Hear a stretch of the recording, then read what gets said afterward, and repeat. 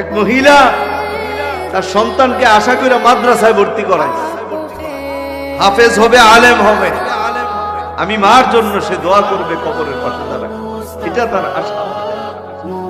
প্রথম প্রথম নিত আর আনতো, পরে ছেলেটা রাস্তা চিনে ফেলছে, তাই প্রত্যেক দিন ওরে পাঠায়, আবার ছেলে একা আসে একা যায়। মার একটা স্বভাব, বাবা রাস্তায় চলার সময় জিকিরে চলবা, নিচের দিকে চায় চলবা, অন্য দিকে চায় না, ডান দিকে চলবা, বামে চলবা। উস্তাদ একদিন তারে পাঠাইলো নদীর ঘাটে, তুমি এখান থেকে একটু পানি নিয়ে আসো। ছেলেটা পানি আনতে গেছে, পানি আনতে যাইয়া নদীর মধ্যে পড়ে গেছে, সাঁতার জানে, ডুবে গেছে।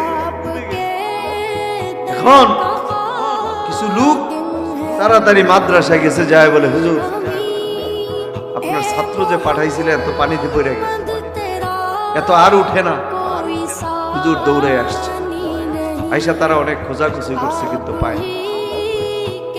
জুনায়েদ বাগদাদি রহমতুল্লাহ আলাইহির জামানায় ওই মহিলাটা জুনায়েদ বাগদাদির মুরিদ ছিল, জুনায়েদ বাগদাদির কাছে দৌড়ায় গেছে, হযরত অবস্থাতে এমন, ছেলেটারে মাদ্রাসায় দিছে মা আশা করে, আজকে আমরা তার একটু পানি আনার জন্য পাঠাইছিলাম, ছেলেটা ওইখানে পইরা ডুবে গেছে, প্রায় সময়ই যায়, এমন তো হয় নাই, কি জবাব দিব? জুনায়েদ বাগদাদি রহমতুল্লাহ আলাইহি বলেন চলো তার মার কাছে আমি যাই। জুনায়েদ বাগদাদি রহমতুল্লাহ আলাইহি উস্তাদকে নিয়ে তার মার কাছে আসছে। জুনায়েদ বাগদাদির দেখে মা তো আশ্চর্য, আমার পিসাব আমার ঘরে কেন? পর্দার আড়াল থেকে জিজ্ঞেস করে, হযরত আপনি আসছেন, আমি বড় খুশি, তবে কেন আসছেন? জুনায়েদ বাগদাদি রহমতুল্লাহ আলাইহি ওয়াজ করে বলে, দেখো দুনিয়ার থেকে একদিন সবাই চলে যেতে হবে, তুমিও চলে যেতে হবে, আমিও চলে যেতে হবে, থাকার সুযোগ নেই, যেতে হবে, থাকতে পারবা না, তোমার সন্তানটাও আল্লাহ নিয়ে গেছে। মা একটু চুপ থেকে বলে, আলহামদুলিল্লাহ, যদি আল্লাহ নিয়ে যায় কিচ্ছু করার নাই। তবে হযরত বড় আশা ছিল ছেলেটা একদিন কোরআনে হাফেজ হবে, যেদিন আল্লাহ আমারে ডাক দিয়ে নিয়ে যাবে, আমার কবরের পাশে দাঁড়ায় যদি সূরা ইয়াসিন পড়ে আমার এই আল্লাহ আমারে কবরে জাহান্নামের আগুন দিয়ে পোড়াবে। এই জন্য মাদ্রাসায় দিয়েছিলাম। জুনায়েদ বাগদাদি রহমতুল্লাহ আলাইহি বলেন, তুমি চিন্তা করো না, এই সন্তানের কুরবানি আল্লাহ তাআলা তোমাকে মাফ করে দেবে। মা বলে, হযরত বেয়াদবি নিবেন না, দুনিয়ার কোথাও যদি কোনো সন্তানের কিছু হয়, কারো দিলে সেটা বাড়ি খাক আর না খাক, আমার ভিতরে বাড়ি খাক, মার দিলে বাড়ি খাক। আমার ছেলেটা কোন জায়গায় পড়ছে, আমারে নিয়ে যান। আমার দিল বলে আমার ছেলে এখনো মরে নাই, এখনো মরে নাই। আমার কানে আওয়াজ বাজতেছে, আমার ছেলে আমাকে ডাকতেছে, মা বাবু। এটার নাম মা।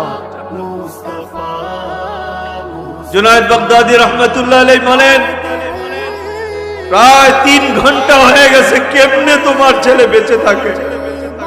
মা বলে, হযরত আমার দিল বলে আমার ছেলে আমারে ডাকতেছে, আমার কানে আওয়াজ আসতেছে, আমার নিয়ে চলে চলো। মারে নিয়ে গেছে ওই নদীর পাড়ে, লোকদেরকে জিজ্ঞেস করে, এই তোমরা দেখাই দাও কোন জায়গাটা দিয়া পড়ছে সেটা। বলে, এই জায়গা দিয়ে পড়ছে, আমরা দেখছি। মা ওই জায়গায় দাঁড়াইছে, মাতৃত্বের মায়া নিয়ে মা ওই জায়গায় দাঁড়ায় ডাক দিছে, আব্দুল্লাহ তোর মা তোরে ডাকতেছে, আব্দুল্লাহ তুই কই? এক ডাকে সাক্ষী আল্লাহ ওয়ালাদের কিতাবে পাইছি, মা মায়ের মাতৃত্বের মহব্বত নিয়ে ওই জায়গায় দাঁড়ায়, আর যখন ডাক দিছে 3.5 ঘন্টা পরে পানির নিচ থেকে বাচ্চা ভাইসা উঠা মাকে মা বলে ডাক দিয়া মাকে আহ্বান করে, মা আমারে উঠাও, জোরে কর সুবহানাল্লাহ। মা ঝাঁপ দিয়ে নেমে গেছে, সন্তানকে বুকে নিয়ে এরপরে উঠছে।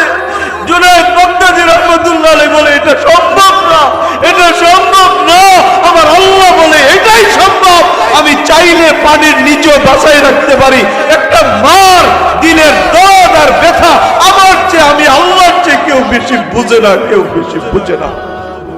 পিতাকে বাঁচায়, তার মার জন্য বাঁচায় রাখে। সুবহানাল্লাহ, এটার নাম মা।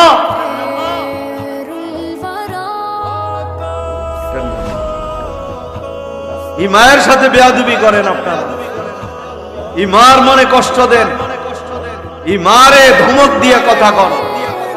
আল্লাহর কসম, পৃথিবীতে যা কিছু হারাম আছে, জিনা করা হারাম, মদ খাওয়া হারাম, সুদ খাওয়া হারাম, ঘুষ দেওয়া খাওয়া হারাম, মা বাবার কষ্ট দেওয়া এটার মতোই হারাম। তুমি হারাম কাজ করবা, মার বাবার মনে কষ্ট দিয়ে সেজদা দিবা, আল্লাহ তোর এই সেজদা আল্লাহর দরবারে পুষবে না, কবুল হবে না, হবে না।